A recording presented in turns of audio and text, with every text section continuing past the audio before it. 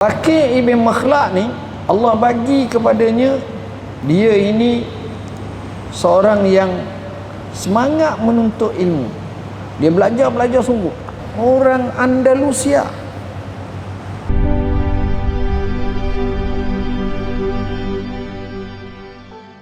Semangat untuk menuntut ilmu. Dalam buku ni juga saya cerita satu kisah namanya Baqi' ibn Makhlad. Baqi' ibn Makhlad ni Allah bagi kepadanya, dia ini seorang yang semangat menuntut ilmu. Baqi' ibn Makhlad. Dia belajar sungguh. Dia orang mana? Orang Andalusia. Turun ke Morocco, lalu ke Tunisia, ke Algeria, lalu ke Libya, sampai ke Mesir, nitah lagi sampai ke kota Baghdad. Ada orang kata lebih daripada 1000 batu perjalanan. Jalan pula dengan kaki. Yalah, tak ada orang jalan dengan tangan. Maksudnya tak ada kenderaan. Tak naik unta, tak naik keldai. Sampai ke kota Baghdad, cari rumah Imam Ahmad. Tengok-tengok rumah Imam Ahmad masa tu kena hukuman tahanan dalam rumah. Dia tak boleh keluar dan dia tak boleh mengajar. Kerana dia punya pendapat mazhab dia, akidah Imam Ahmad berbeza dengan akidah pemerintah masa itu. Pemerintah pada masa itu telah terpengaruh dengan ajaran Mu'tazilah. Sedangkan Imam Ahmad dengan pandangan ahli sunnah wal jamaah berkenaan dengan Quran sebagai kalamullah yang qadim. Akhirnya dia disebab dihukum dalam penjara dan dikurung dalam rumah.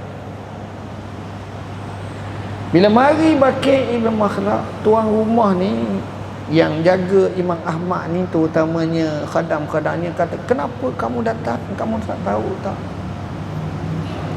Nanti pengawal keselamatan kerajaan akan marah, akan tangkap kamu, bahaya. Tak boleh datang. Imam Ahmad duduk dalam rumah. Bila dengar orang bising, dia pun keluar. Ada apa? Baqi' ibn Makhlad yang muda ni pun ceritalah apa yang berlaku. Bila dia dengar cerita, daripada jauh datang nak tengok, Imam Ahmad buat helah. Imam Ahmad kata, setiap pagi kamu datang ke rumah aku, tapi kamu datang sebagai peminta sedekah. Dan bila kamu datang kepadaku, aku akan sampaikan kepada kamu satu hadis atau 2 hadis setiap hari. Dia buat. Sehingga akhirnya bila khalifah meninggal dunia, naik khalifah lain, maka Imam Ahmad dibebaskan untuk mengajar. Imam Ahmad masuk gelanggang mengajar. Baqi' ibn Makhlad duduk tunggu. Baqi' ibn Makhlad ni nak belajar Imam Ahmad ni terpaksa sewa rumah. Rumah pula macam kandang kuda. Daripada rumah orang kaya, dia buat macam bangsa sikit, dia duduk situ, bayarlah dengan harga yang amat murah. Jadi Baqi' ibn Makhlad ni banyak puasa, banyak orang miskin. Jauh. Satu hari sedang Imam Ahmad mengajar, dia dapati bahawa Baqi' tak ada. Dia tanya, mana orang tu? Anak murid kata, hok mana ni? Hok sini. Anak murid pun pergi cek, rupa-rupanya dia duduk di rumah, dia sakit. Pelajar ni sakit. Imam Ahmad bin Hanbal kata, aku nak pergi ziarah. Minta izin dengan dia.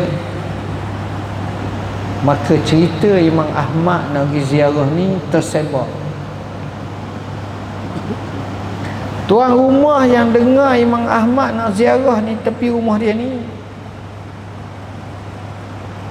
rasa malu yang amat, sebab dia orang kaya.